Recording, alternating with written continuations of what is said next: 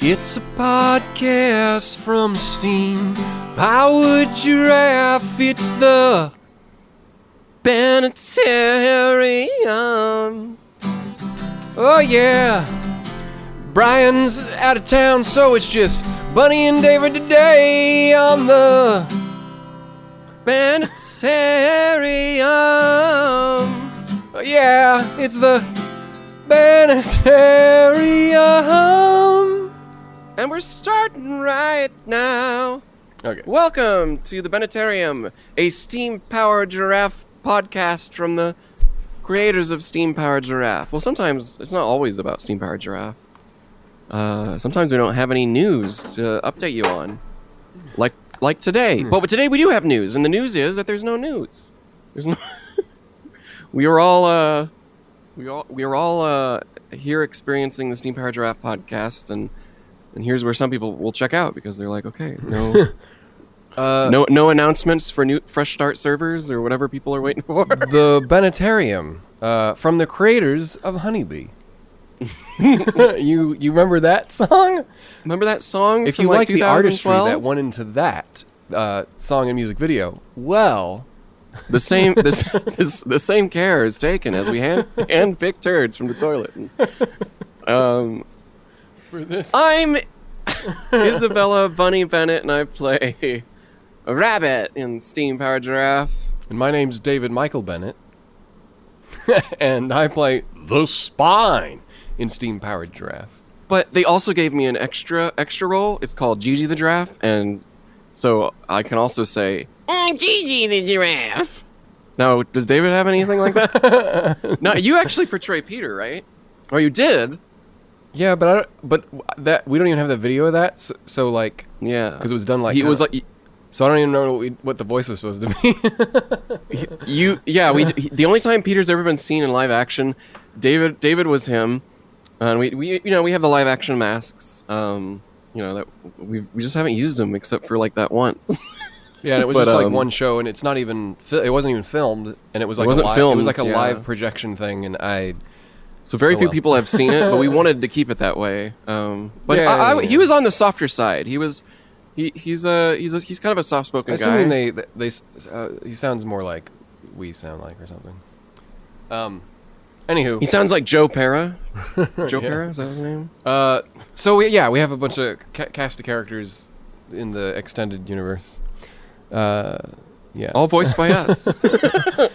Well, yeah. But anyways, all you got to know is we made Honeybee. In fact, might as well get right into it. Our new podcast name is Honeybee, and Honeybee the podcast. Just kidding. This actually a little story here that some people don't know. But you'll be glad that we said it here on the podcast finally. It was. I remember the day when Bunny came up with the idea for Honeybee. And just let me tell a story because it'll hit bigger. It'll hit bigger. I won't interrupt. Regale us. Let me tell you the story of how Bunny came up with Honeybee. How did I come up with Honeybee? So anyways, we were just sitting around at our apartment. John, previous member, Bunny and Bunny was like, guys, I got it. What about the song Honeybees? And then I was like, wait, no, just one honeybee. And the rest, they say, is history. Honeybee. Honeybee. Yeah. Oh, a different honeybee, actually. That one's coming out on our next album. To be announced. No, that was I just made that up, but that's not how it happened. It was good. It was good bit. I remember us working. Is today the Honeybee anniversary? No. I think that's like February or something. Is that the first time we talked about Honeybee and its legacy? It has over 1 million views. Well, it came out as a single in a music video sometime around February before our 2 Cent Show album was finished. So it came out like a year earlier, I think. It did. People were really liking it when we were performing it live. Out and about, and they kept asking, do you have a single? And so we made a single eventually. Yeah. And we did that actually for our first album too, album 1. From our first album too. For our first album as well. Album 1 we came out with On Top of the Universe. as a single before, maybe a few months before our album came out. So yeah. And now you're just supposed to release singles all the time because that's the only thing that matters. And albums are just kind of like, well, yeah, those are good, but if no one's gonna. The Spotify doesn't care if you release an album. They want singles. They all want singles. Well, we've adapted over the years, as you can see, and here we are now on Patreon, and you fine people are supporting us. So thank you for all that. If you guys are listening to this and happen to be a patron, and if not, come on, come on, everybody's doing it. So Patreon.com/Steampire Giraffe. By the way, Steampire Giraffe news. We don't have too much to talk about. Holidays coming up. Maybe you'll want to buy some Steampire Giraffe Vice Quadrant prints for your special someone this Christmas holiday. I'm choking on whatever I ate before the podcast started, and then I took a drink of water, and that made it worse. Did you? That's right, David. We do have secret decoder rings, and you can buy them, and they flash for some reason. Because it's cool. So you can light it. It has a steady. If you click it again, the light stays steady. That's a good point. And also, did you know that pop socket? We now have Steampire Giraffe pop sockets. This is not. Stream. I'm not holding up one that's a Steampire Giraffe one, but I did like to show David how cool my phone is. So podcasts are usually all about audio. So there's a video portion that our patrons get to watch. You're never gonna know. What does my phone look like? What was so interesting about it? We're not gonna say here. You gotta watch that version. Pay the $5 a month. You gotta pay the $5. But in all seriousness, we're still working on stuff. Honeybee.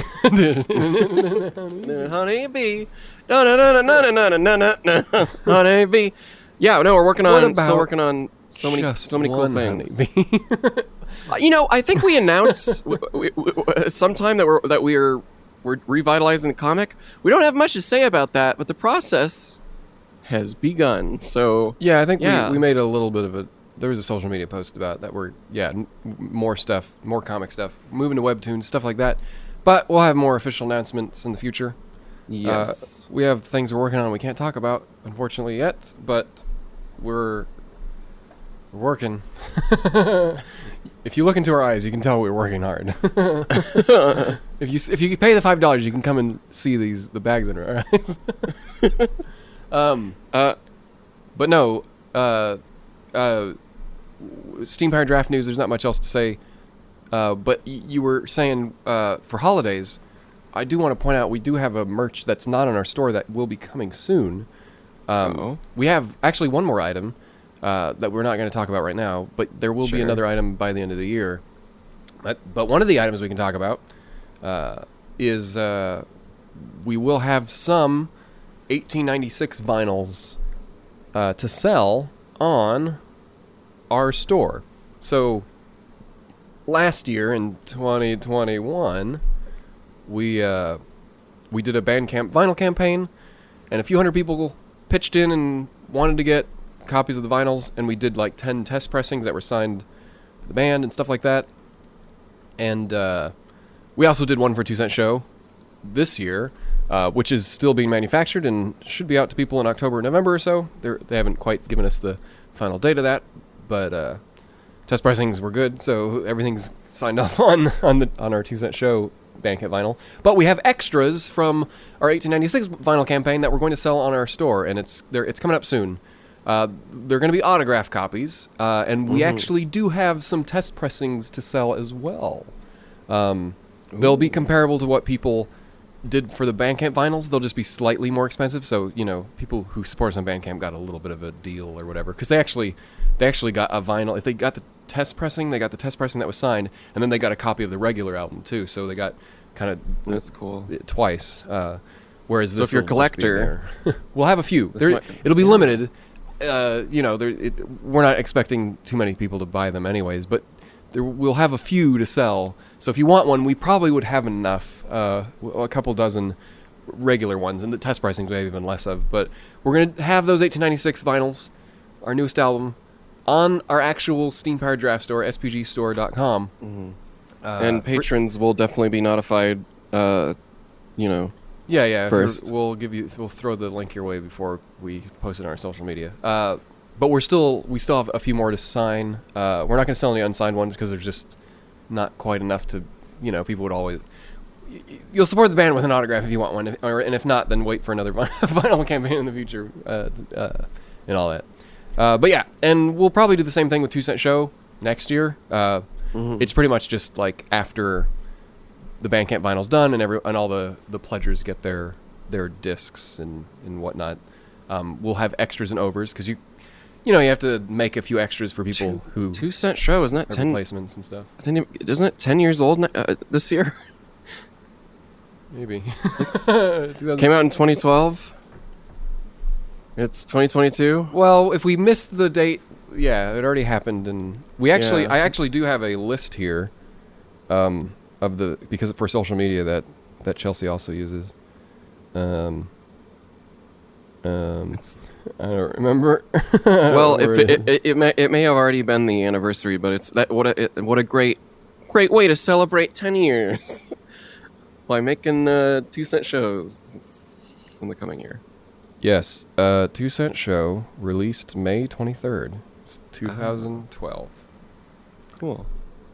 A little trivia for you Steampire draft nerds. So that already the upcoming one would be album 1 came out October 30th, 2009. If you're counting live albums, or Live at Walter Robotics Expo came out October 8th, 2014. Mm-hmm. And yep, that's all the October. That's cool. I Neato. Anyways, that's all Steampire draft news. Now let's talk about. Okay, well, I mean, let's. You're the MC, so what do we? let's talk about it because I know it's probably what everyone's watching. I have not caught up. I'm probably 2 episodes behind. Oh, but we don't want to spoil anything then.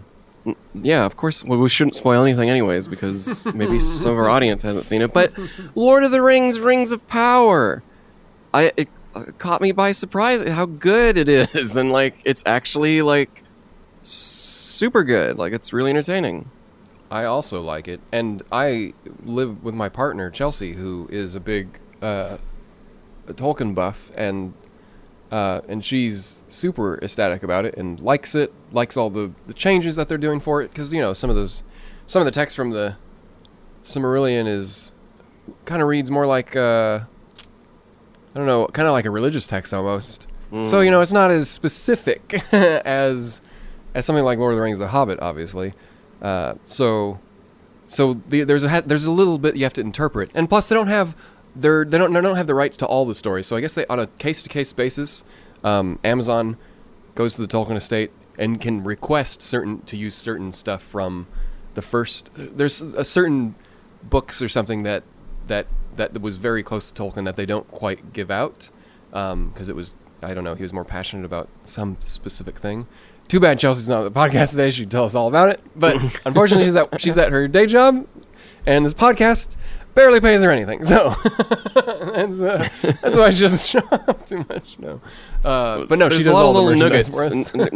There's a lot of nuggets in there of like, if you know even just a little bit about Lord of the Rings, like you're like, oh, that's probably this from that, and it's nice. Even myself, I've been noticing like little things that I read about, and it's really interesting. I can't wait to see what they do with it. And there's also some hate going around for it because people are either racist or Tolkien's rolling in his grave because of some arbitrary thing that no one cares about.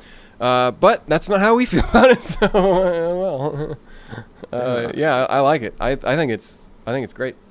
But don't want to spoil anything. Maybe we'll talk in a year when it's been out and we can just. I have not done the House of Dragons. Don't care to. Me either. I don't. Still feeling the Game of Thrones burnout from a couple years ago. So like, I've been hearing it's all right and cool, but I'm not into it right now. So, been watching. Not to get too into this, but watched the first 5 episodes of Dahmer.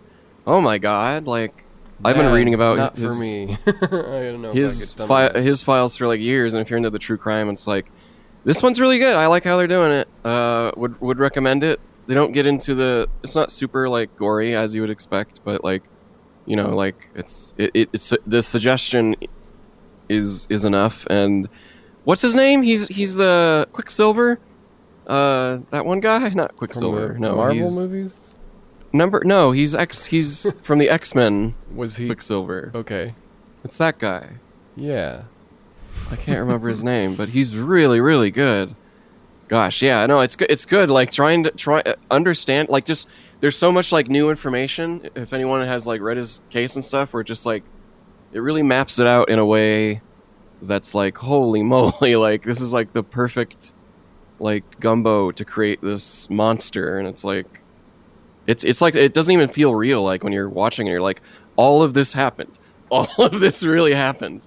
And people Peter have been saying Evans like is it's the actor apparently. Peter Evans. Yes, thank you. He's great. Thank you, Catherine, from our patron chat. And you know, we were talking about what's that guy? Sorry, that was Kimberly, not Catherine. There was both two K names, and I just looked over and I thought it was. Oh. Sorry, Kimberly. No, thanks to you, Catherine. No. Joe Pera. We were talking about Joe Pera, and you know his voice. His Dahmer voice is Joe Pera, and I know it's like a serious, like serial killer and all that jazz, but they're just sometimes he talks and I'm just like this is Joe Pera if he murdered a bunch of people. Yeah. But no, it's really good. So I mean, yeah, it's really hard to watch, but like it's done tastefully and yeah, obviously like if you're not aware of it, to watch it and be just shocked how like visceral it is. Nope, definitely don't. No, not okay. for me. No. Yeah.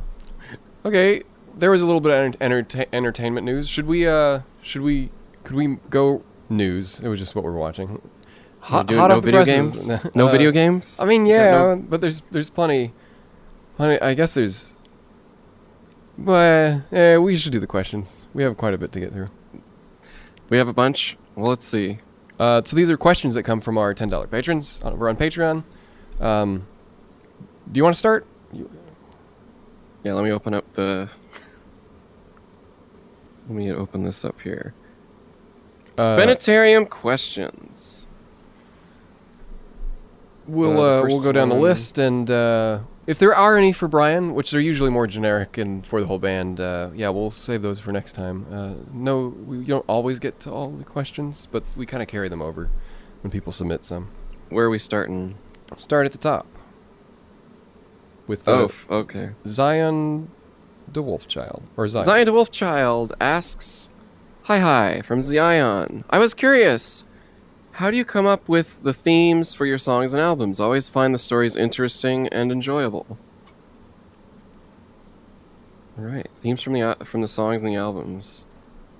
Well, most of our albums are kind of they're not all concept albums, but a lot of them have a concept-y vibe to them. Some more so than others. Some, like Vice Quadrant, obviously have a lot of exposition and are more story-driven. And then the rest are more subtle, kind of like 2 Cent Show and stuff, which is a very Americana kind of road trip across America kind of feel. So I think it's the inspiration exactly where the songs come from. So 2 Cent Show is the obvious one. It's a lot of Americana stuff, which I guess a lot of our albums have, because you talk about folk and stuff. But you got a lot of songs like Captain in album 1, which feels a little more folksy. 2 Cent Show is more folksy, but you got stuff like Honeybee and Rex Marksley, Cowboys West stuff. It's kind of in the same vein, just a different type of vintage, right? Yeah, I would agree with everything you said. I think it's just sort of the theming and the genre we're trying to aim for, and that kind of spawns these hero songs and these worlds and such too. And obviously we played in space as well, and fantasy stuff. Each album kind of has a mix. They're not all just one thing. Even stuff like MK3, which is very much pop rock kind of stuff. It's there's still a little bit of classical, folky stuff that Steampire Draft probably is known for. I mean, if you're comparing it to Honeybee or like Clockwork or something like that. But yeah, so we always have a variety in each of our albums. But overall, the theme kind of feels a certain way. Even 1896 has its own kind of vibe going for it with the songs we put in it. It's not necessarily 80s, but there is some synth here and there, but it's not like heavy synth like Vice Quadrant sometimes. You can kind of tell it's a Steampire Draft album, I suppose. But as far as like themes and stuff go, coming and going. I don't think the sound dictates the theme. I think the theme dictates the sound. I think for most of our songs. Next question from X-Ray Specs. You want to read it? Oh yeah, we'll trade off. This one is from Dylan. If you could re-record one existing album of yours with all the tools, session musicians, and production value in the world, which album would you want to re-record, if any? Well, I guess the first thing that comes to mind, I think we've talked about this a little bit before, right, Bunny? Where, like, well, when we think about that, we're like, okay, if we had an orchestra, if we had access to an orchestra and someone who could really write some compelling, translate some of those, some of that. Vice Quadrant could be a big I think that's the contender, first one, because it feels like I think an ambitious though, thing. Yeah, I think a reason would be to mount it as a production or something. Yeah, and maybe then it's like scale about. You would take out a heck of a lot of the songs or focus it just because there's just way too much. Yeah, and I think you, of course you could add an orchestra or anything to like 2 Cent Show or album 1, but like that feels like it doesn't really. Might be cool to make an album, even a folksy one with a bunch of a shit ton of extra musicians. Rather than doing like other albums, I would do like select songs. I mean, I think that would be great. Yeah, maybe just like ones that were just like let's hear how this would sound with the current lineup. Like, but since it said album, I guess we'd go with. I guess it sounds like we'd go with Vice Quadrant. Sure. But yeah, I mean. Realistically, if somehow people were giving us money and like, hey, do this is what I want to hear. I don't know why that doesn't really happen with artists. We'd have to want to go hire a symphony. But I think Vice Quadrant lends itself that way because there's ambitious things that you can hear in the album that was obviously recorded, in our apartment and stuff with VST instruments and whatnot. That if it was fleshed out and made into something bigger than. Yeah, I guess that one's the easiest one to imagine. But the rest of them is like a folk song with some backing strings and stuff, more so than we have in any of our other albums. There's a little less desire to go back and like let's re-record 2 Cent Show, but with all these great, they sound pretty good. Really depends on the reason, I suppose. Next question from a Glub. Could you share a funny or happy anecdote from your childhood? Like an anecdote is an anecdote like saying, or is that like an experience that you? Which is like a funny thing. It doesn't have to be a learned thing. It could just be funny.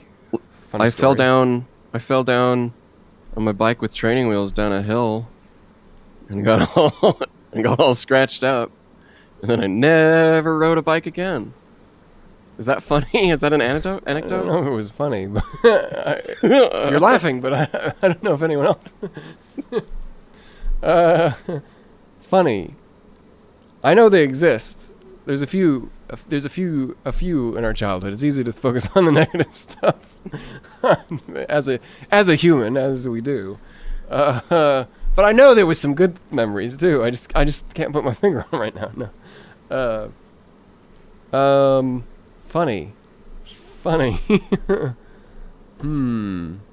This is where like someone would edit the podcast and cut out the thinking part of like trying to think of a funny one. Obviously I didn't read this question ahead of time, otherwise I would have probably thought of a good one. If it doesn't come to me in a few seconds, I don't know. This is where you gotta like ask your parents because they probably remember when I wasn't more than we do. Yeah. I'm like trying to think like of anything. I know I've relayed funny stories to people about our childhood. This one definitely takes a little bit of a think, and I didn't prepare for this one. How about we come back to this one, and if we think of something, yeah. And if not, then we'll just save it for next month, because you had one, but I think we want to make sure they got their they got their question answered a little bit more than like I can't think of anything. Maybe something will come up by the end of this episode though. Moving on, let's see. This one's from Skull Bum. Bum, B-U-M. Like their butt, I'm assuming. With so many funny moments that are improv, when a part of the show doesn't go to plan, how do you decide when to make it a joke and when to gloss over it? You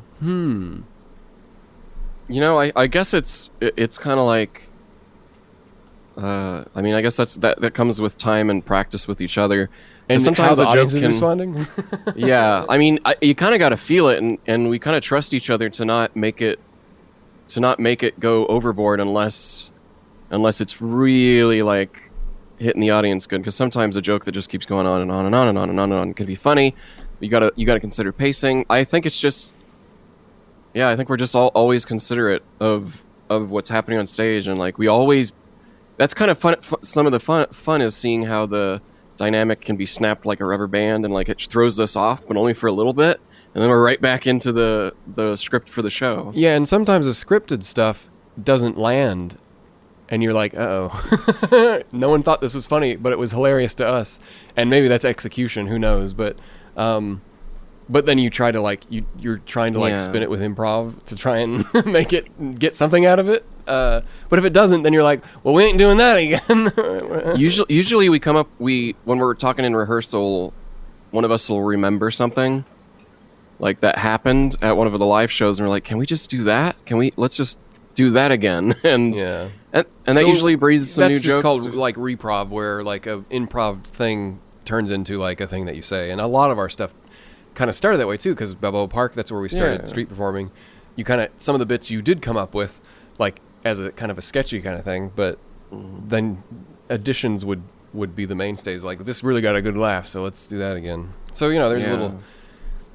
It's not all just like thrown at the wall. It is throwing stuff at the wall and seeing what sticks, but it's also... It's a lot of context, too. Yeah.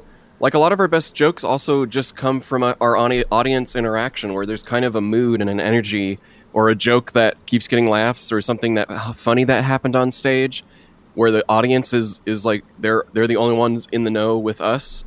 And there's that camaraderie that we can kind of feel and play with. So sometimes we'll have one joke and then just stretch out through the entire evening, you know, and it's beautiful to have those moments. So there is a lot to be said about like what we do with the improv, even with the script. It's just, there's so much to it.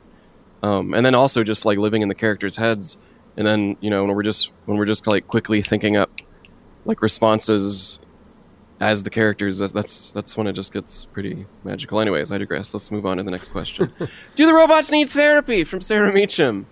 That's, you know, this is, and it goes on to like suggest like some of the issues that might come with, and I'm like, yes, that's a very yes, Sarah, thank you. There is an in-depth question there, but yeah, I think it's basically do break it down. Do the robots need therapy, and what would that entail? And there's a lot that could entail, and even though we haven't discussed this outright, there's something to be said about the Walter Robotics robots having some autonomy compared to what we traditionally think of with robots. I think that has to do probably with just how old they are, and also sort of that they're kind of more magical, not in a story sense, but but you know, like there's a little bit of whimsy in there, and stuff left unsaid. We don't get into the details, but I don't think we'd want to get into reprogramming like their emotions and stuff. It's such a dark kind of thing. Like I don't think these robots can do that. They can have system upgrades, they can have voice changes, but like personality changes and stuff, I don't know. That there could be like something there, like maybe they have been tried to be controlled. What do you think, David? Like, well, by some evil, I think it would something or other. There's so many stories that you could go with, like, you know, oh no, the ghosts. Oh yeah, the ghost in the machine, and I mean, talking about anime and stuff, but there's really fun stuff that you could do. Great stories. We obviously that changes kind of the genre of our stuff. I mean, not that we've touched on some dark stuff, but we are a band first and foremost, and we're not making the most depressing songs. We have a few, I think, but we also haven't really told stories past some of the whimsy stuff. And our comic obviously is very small. It hasn't really touched on. But I would say that's where that's where this stuff would kind of exist, where it's like that's a compelling story, regardless of whatever our answer is. Does it tell a compelling story? And it's like, And it's like if we say the robots can't be reprogrammed, we're not saying that yes or no. We're just saying no matter what we say, it's like you can always, if it makes an interesting story to shake things up, then a parasite latches onto Spine and reprograms him. But yeah, into proto Spine. It's better not to. There's no definitive answer for something like that. Do they need therapy? Can they? Do they get traumatized and stuff? I think that would make an interesting story of a robot to have some trauma from stuff. Maybe it digests it in a different way because, they're not humans. Maybe they are a little bit. Maybe they're not. We obviously it's better to leave that up in the air for if a story comes down the line. So we can't. Unfortunately, there's nothing really to say about it because we'd have to point to a story and say, well, this happened. But the robots seem to remember things from show to show and stuff. And, I mean, so they have memories and I'm sure they do have emotions, but they do have like thoughts, and obviously like we have a number of songs about people like dying out due to one in particular, Turn Back the Clock, is about being immortal and just blinking and then seeing like lives that are shorter than yours, kind of just like a flash in the pan. So there's some great that song, Turn Back the Clock. And so obviously Rabbit has some remorse for having to see people grow up and die. I mean, and we also say Rabbit hangs out at the graveyard and feeds the ducks at the pond, which is like, cute, ducks at the pond. But really what it's saying is that she's remembering everyone from the past, and it's like, they totally do, but also much like how if they do blink and miss things, it's because they're experiencing time. We've said this a bunch of different times before, but like in different ways. But like they experience time differently. If you live like an immortal life, you're not gonna experience things happening like an ant would. Yeah, you have a different existence. I mean, it's just and Anyway, so that's how the robots can be like kind of childlike and yet hundreds of years old. I mean, if a human was immortal, I think it would be a different story. Like, because we all can connect with the human, but we the only thing we can connect with on a robot is whatever human traits that they have, and they obviously have to process things a little different. So it would be a different story, I think. Anywho, yeah, for sure. Good in-depth question that we have a big non-answer for. Oh, I have a good story now. Wait. Oh, you do? I think from childhood. Okay, I want to say I've said this one before because people have asked this stuff at panels and stuff, but I'll say it again. Maybe I've talked about it on the Bennettarium even. But okay, so there was a Christmas, and I had a lot of trauma. Bunny and I had a lot of trauma in our childhood, whatever. But it wasn't all bad. And so one Christmas, and actually now that I'm thinking about it, maybe this was a little trauma. But for the sake of comedy, so we were done having presents. We probably got toys or whatever. I don't remember what we got. We were kids, so we were getting toys or whatever for Christmas. And we were done with presents, and I remember our dad asking us, like, oh, you guys got a lot of cool things this year, huh? You think you got enough? And I remember stopping and thinking, is this a trick question? And I was young enough that, I didn't quite, like, I understood the gratefulness of, like, our parents weren't rich or whatever, but it was that thing of, like, if I say no, what does that mean? I was stuck in, I was just at a young enough age that I didn't quite, and I don't know how old I was. It was probably like 5, 6, 7, somewhere in there, from what I remember. And it was, and I just remember saying, no. And nowadays now if I wanted to go, I would want to go back and say like something back. Did he? Yeah, he was so upset. He like made to feel bad and like. Well, but I didn't say that I wasn't. But in my mind, I wasn't saying that I was ungrateful for whatever toys we got. I was like, I was in my head. I was literally trying to figure out like, if I say no, like I didn't make the connection. I was young enough, so I was made to feel bad. So I immediately knew why what I said was wrong. But it was one of those things where like even as a kid you're just like you're still processing it. And you're like, what did I say wrong? Like, and I don't think anyone explained it to me. It was, so there's a traumatic part of the childhood is, with all the extra stuff, having to figure it out on your own. Like, what did I do wrong? Like, and basically, I remember the gift after that is like, well, we have one more gift for you, and it was like a VHS of I think the third Ninja Turtles movie. Oh man, yeah, I remember that. And I just remember feeling so bad because I was made to feel bad. Because they were obviously setting you up, but it's like, why do that to a kid? Like you're right. Well, the proper response would have been if you said no, and he should have been no. Well, how about Ninja Turtles on VHS? See, that's what he should have done. Yeah, because it was. Now we're getting a therapy session. This is getting less funny. The more I say it. Well, let's go on to the next question. There's you got the next one? Yes. No, our dad totally didn't need to make me feel bad and should have just spun it to make me, because we were ungrateful kids. That said, the Christmas presents were awesome. Thank you, Dad. Thank you, Mom. Those are great. Okay, since you guys have made the stickers, well, I got it. Sorry. Sketchy asks, since you guys have made the stickers, will you ever consider producing more buttons with the round faces? You know, we just had a conversation about this, so I think it's safe to say the more people like buttons and collecting them, right? And make some more buttons. Yeah, and we haven't had some since before the pandemic, and when Brian joined, that was our last series, as we call them. But yeah, I think we'll get some more eventually. Not a priority because it's not like we make a ton of money off of little buttons, but yeah, we definitely want to offer some more of those in the future. Yeah, for sure. They're due for an update, and they're really cute, and they're fun to if put you on want your backpack and stuff. They're probably not in our store anymore, but you can see some old ones that we retrofitted into Patreon stickers and emoji.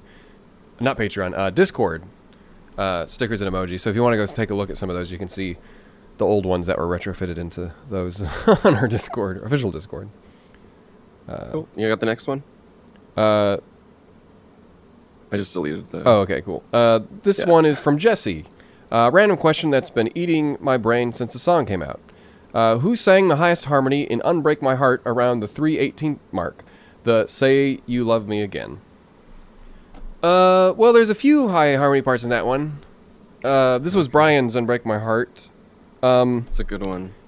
Now, so he's Say You Love Me Again or something like that. I feel like we all did one of those. Brian even is harmonizing with himself on some of those fourth harmony parts, but then I also did extra ones too. So we all sang that part. So I don't know which high part is the one that's coming out. I'd have to listen to the song in that specific spot again. But it was most likely me. Probably I tend to take some of the higher extra harmonies. I think it was David, if I'm remembering it correctly. It's kind of in my mind. Yeah, I mean, even though for Steampire Giraffe fans, we've only had 2 song releases this year.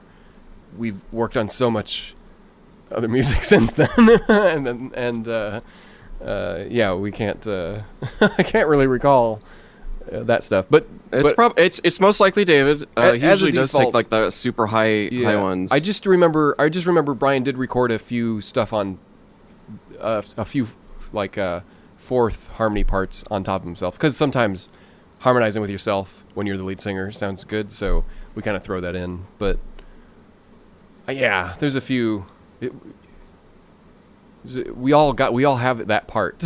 I just don't remember who has the highest. Good question, though. Thank you for it.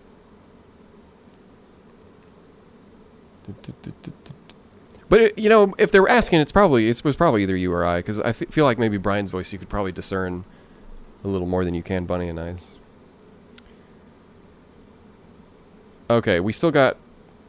Since we do this podcast every other month, we have quite a lot of more questions coming in in between the podcasts. But you want to take the next one? I think we can get through the next. Yeah, from Spine. This is a different Spine, I guess. My parents would like to know, what are all of your favorite music artists? Well, we get this one a lot.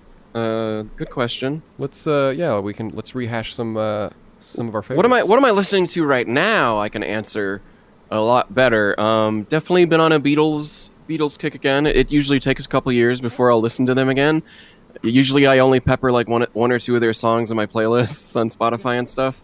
But lately I've been getting back into them. I think it's probably because I showed my fiance Across the Universe and was critiquing it the whole way through and saying what I liked and, singing along with it because, it's fun. Beatles. So I've been kind of a Beatles mode, which has kind of trickled down into Elvis Presley and ELO. So a lot of classic rock right now, or what was considered classic rock. I don't know what it's considered now. But anyways, yeah. Elton John, Elvis Presley, a lot of that kind of stuff. Yes, I think for inspiration wise, if you're talking about the artists that inspire us, yeah, we grew up listening to oldies and stuff. I guess is what they're called. So and classic rock, I suppose. But so many different genres. Every genre, I suppose. But yeah, stuff like the Beatles, ELO, lots of harmony intensive stuff. You're talking like oldies with Temptations and stuff too. There's quite a lot of inspiration for Steampire Draft and all those artists that we enjoy. Yeah. As far as stuff that we listen to now, I mean that'll change. It's artists that I would recommend that are modern now, because you obviously go through the backlog of artists with harmony. Just listen to any oldies station, you'll get inspiration and see. We don't have to go too far to see where you see where we were inspired, right? ELO, Beatles are the obvious ones, I think. Queen and stuff like that, the more well-known stuff. But yeah, I would always recommend people check out Sarah Blasco. She's an Australian singer-songwriter that I always like. Not just her voice and stuff, but also her songwriting ability. And then a more well-known artist, Regina Spektor. I will always turn people on to her as well, but I don't need to because she's popular. Cool. There, I think we answered that pretty succinctly. Okay, this next question comes from Joe. Hi all. I was wondering what initially inspired you to start a band. Being SPG for David and Bunny and Routine for Brian. Okay, Brian's not here, so also any tips for someone who's looking to start a band themselves? Okay. We can't answer for Brian. No. But we can answer for how. I don't. We kind of. I don't even know. We didn't really start. We didn't think about starting a band. I think we just wanted to be performer group, right? Yeah, we started Steampire Giraffe as white-faced mimes. And we did a couple of music videos. We did Moanin' For You and Love World to Love. It's been so long. And then Scary World as those kind of white-faced mime characters.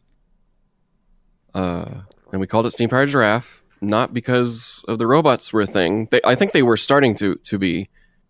It's been so long, though, I can't remember all the details, but I'm pretty sure that the robots came after all that, and then we started.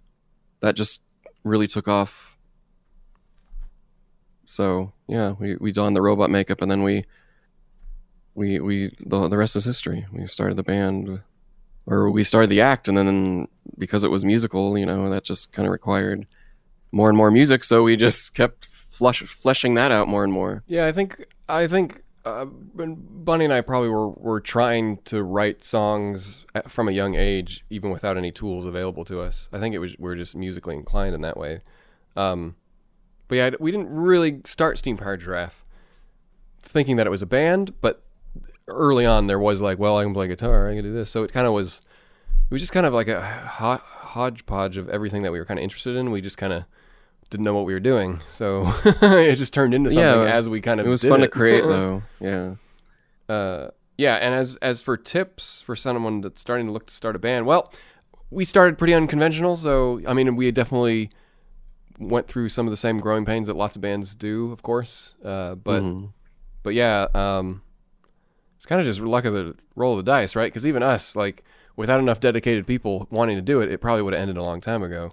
Because we've had members leave and stuff, or we had to kick out and stuff, and it's kind of just one of those things. It takes more than one person to be passionate about it, I suppose. But so we lucked out there.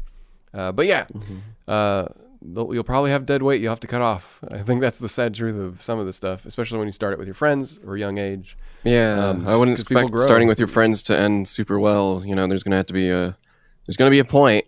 So like, if you want to, my advice would be to only invite the friends that you think could like show up to practice.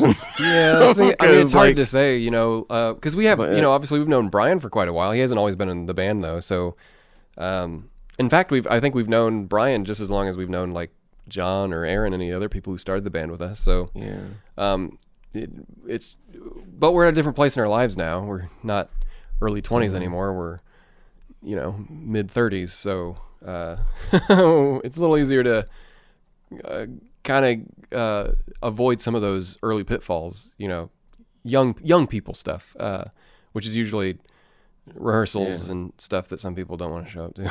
I guess just taking it seriously, I suppose. I would follow the passion and surround yourself with people who are also passionate about the thing, but don't bring you down. Yeah, that's kind of vague enough. There's so many advice that is just basically kills your desire to want to do it, but just because it's if you're enjoying the work that you're doing with your friends or whatever, then that's what you should focus on. I think that's the thing to chase, and hopefully you'll find people who are as dedicated, and that might change because obviously people change over time. But like, just follow that passion, and find like-minded people who get just as excited about music as you do. And before you release an album stuff, because you don't know if you're going to be popular or not, just make sure you get everything in writing of agreements and stuff. Do it contractual-wise. You can find templates online. Steampire Draft wouldn't be here today if it wasn't for the foresight scene contracts and stuff. And if you have to go back and do stuff, do it, because the minute stuff is signed, it's like, well, we all agreed to this, so this is what it is. And sometimes there'll be stuff that are like, man, I wish I didn't agree to that, but you have to live with it, right? So get something that feels fair at the time, and just know it probably won't feel fair in the future, but at least I know it's just one of those small things that it really helped us, especially with losing members and stuff, because even people wanting to do the right thing, like, well, yeah, but they're not in the band anymore. Of course, they're going to want a little more. That's what. Yeah. It's. I mean, if your friends are entangled in the DNA of the band, separating that it's going to be very hard. So like, you want to have some foresight. Even just a little bit, I think, can go a long way. But yeah, I mean, obviously, of course, there was lots of things we would go back and I would be like, yeah, I don't. Maybe you kind of have to learn along the way though too. So like, our biggest thing is being too generous, making everything a split equal share cut when it was obvious that there's like, well, you can. Does the work equal that? That's the hard part. Is like get in the habit of splitting the stuff equally for the actual work process, because the first time you work with someone you don't really know, right? So if it goes a certain way and you're like, well, now you don't want bitterness to pop up later. That's the thing to try and avoid with all that. It's like, well, that's why they got paid this, and that's why this person got paid that. That's kind of because it really isn't about money, and there's no money in the early days, especially with Steampire Draft. So it's kind of like, well, who cares? But down the road, you'll be like, well, this is unfair because someone was with us for 2 years. You know what I mean? I'm glad that we had some, like at least I like the mentality of the equality that we came with. Yeah. Right out the gate. That was good to have, but some people did take advantage of it, unfortunately. Yeah. And that's the bitterness that we have in Steampire Draft. But what are you supposed to do? It is what it is. So that kind of stuff. But because it also sets a better kind of work environment when it's like everyone's equal, but that probably only lasts the first album, and then you're like, okay, well. Well, I think one of the thing is we just didn't want a lead singer. That's a whole nother discussion. Yeah, because not quite the same as how many bands. Yeah, but I think that helped. Lead singers, that helped too. Like in a way, like there's no. Anyways, egos and stuff. The next question from Nanette. Y'all seem pretty intelligent to me. How did you do in school, and did you like school? Apologies if this is a very obvious question and it's been asked before. No, I don't think so. I am not. I don't have a degree or anything from college. I've done some college, but nothing to show for it.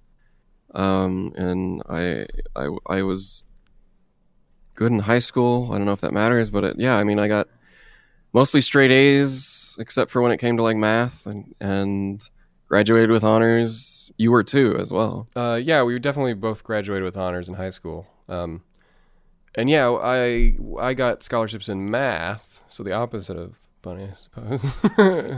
and I obviously took that to do theater stuff in college, and I did that. I did my general ed and stuff and all that, but I dropped out of college during doing my associate's degree, and then we started Steampire Draft because the recession happened, and I lost both jobs that I was working, doing bussing tables and doing some dinner theater on the side, as well as press management digital thing that we were doing for our dad's company at the time. And when they lost all their clients, I was like, well, can't afford to go to community college, which was obviously pretty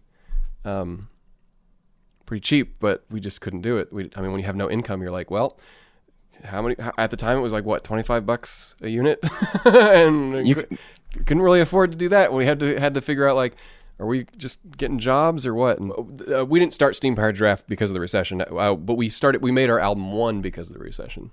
Basically, it was like the perfect. Yeah. It was just like a perfect timing of, like, well, in between, and there wasn't like success. We didn't make the album and then bam, all this money. We just kind of like, well, we can't get lower than not having money. So we kind of rode album 1 up until our zoo performances, which was, that was 3 years, 2009 to, yeah. So it took its toll. And in that first paycheck we got from the zoo, it was so nice to eat. Because we didn't. I wasn't starving. I was definitely bumming food off of people. And I'm talking like cans of beans, which was, but that was just because rent was the priority, right? So food was not the priority. Yeah. and we had roommates too. So yeah. So we're super grateful that Steampire Draft turned into something that we can actually pay rent with. Well, sort of. We live in San Diego, so it's pretty high right now. But I also still have roommates, so it works out pretty well. But as far as education goes, for the question, yeah, and did we like school? I think so. I think I did pretty well in school, even through college and stuff. Dean's List and all that kind of stuff. At community college, though. And yeah, I never finished my associate's degree and never transferred to state, never did any of that stuff from Steampire Draft. And even our instructors were like, well, you can always come back to college. Steampire Draft's a thing right now. And I'm like, oh, I guess you're right. I don't know. Yeah. I guess we could have if I could have, but I don't know what I would have done with a degree, especially with Steampire Draft. But I will say, for anyone listening who's young and is considering not going to college to pursue your art stuff, that's great.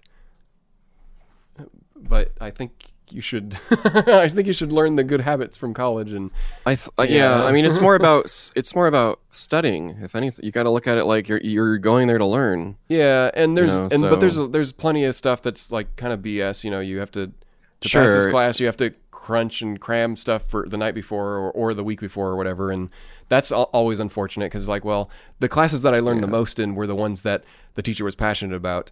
Then it was like, it didn't feel like you had to learn stuff. But some of the other ones just felt like you were putting in the time. And that's kind of like, well, it opens your mind a little bit to stuff that you probably wouldn't have learned on your own maybe. Yeah. But I don't know.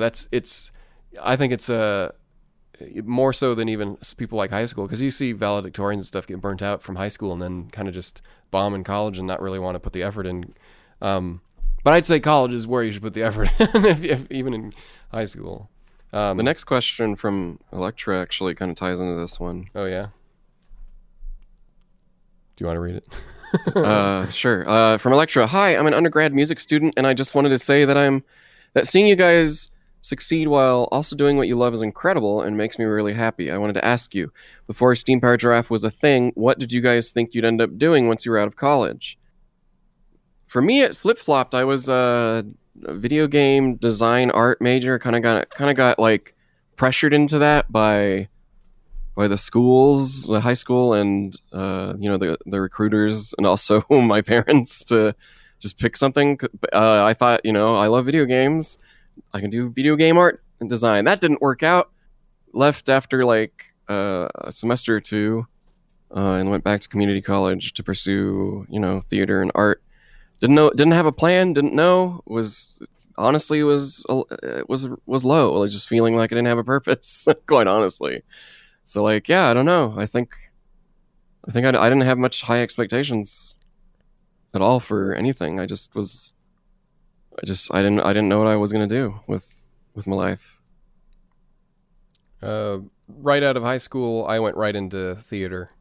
At the end of high school, I was still kind of like, am I going into like IT work, kind of like computer stuff? Because I was doing a bunch of programs in high school to get certification and stuff, so I could get a little bit ahead and maybe get a job or something. But I don't know. Then I was like, nope, I'm gonna go to this drama route because I was doing theater and stuff. So was Bunny and stuff at the time, and I just immediately went into it. And I did get some roles like even early on in the in college career when I was just doing general ed and stuff. So started taking theater classes and that's where it all started for me. I think obviously high school too, but yeah, then Bunny was in there too, and then we both got some roles in some community college plays, and the rest is history with mime classes and stuff that Bunny took, and then inspired me to take it with that. Steampire Draft somehow came out from all that kind of stuff. I mean, we were doing improv troupes together and stuff by college. We were just basically trying to do anything that made us happy, and you kind of find it. And we were like, well, all of this. And I was doing music classes and stuff too. So I was doing musical theater, anything that I could in community college, just to kind of get everything under my belt that I thought was interesting. And I did a little bit of music theater in high school, so I had I had some type of passion for it, but I had to actually like cut my what do they call it? Cut your chops? Is that saying? Yeah, I mean, I think working is important. Like, use the time to do everything. Yeah, join an improv troupe. Do anything. Exercise your mind and your body, because like that's what we did, is just constant working and on anything and everything that we could get our hands on. Some folks are obviously, the pandemic kind of put things in a different kind of way.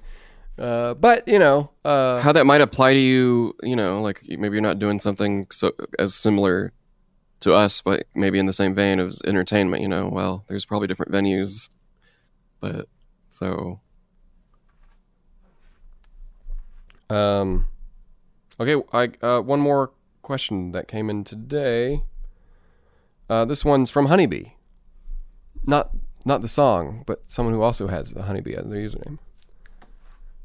It would be pretty funny if we forced all users to have either a character from the band or a song as their username. That'd be so confusing. then when and it's first come first serve, and if you don't keep up with your activity on it, and then you lose access to them. The only usernames left are Little Birdie and South Hexagon. And Blueplax. No, someone is going to like Blueplax. Yeah, I was going to say South Hexagon's really. Someone would even probably like Little Birdie. So. No, yeah. Would be the? I don't even know what it would be. Mallory, one of the most obscure characters that no one would understand who they are. So this question from Honeybee asks: going to the store, y'all want anything? Yeah. I'll take a Coke, I guess. I'll take some Pedialyte. I keep forgetting to buy some. I like it more than Gatorade because I can kind of like dilute it, and it's already a powder, so I don't really have to like. It takes up less room. So, well, who's gonna get it? Who's gonna get? It was just a fun question to throw on the end there. You're gonna ship it to us? What? Okay. Well, thank you for all the lovely questions. We definitely had adequate answers. We definitely were able to get through all of them this time, and you too can submit questions for the band to remember stories from their childhood about. Like, I still don't have one, so yours will have to suffice for both. You did. Your vague story of your bike ride of death. Did you die? We'll never know. I just got scratched up. I was fine. I don't remember. I wasn't traumatized or anything. It was just something I remembered. Even my funny story, I was traumatized. So we got to up the game a little bit. No, I wasn't. I'm sure there's something funny. But reflecting on things and being like, that's not how a parent should handle that.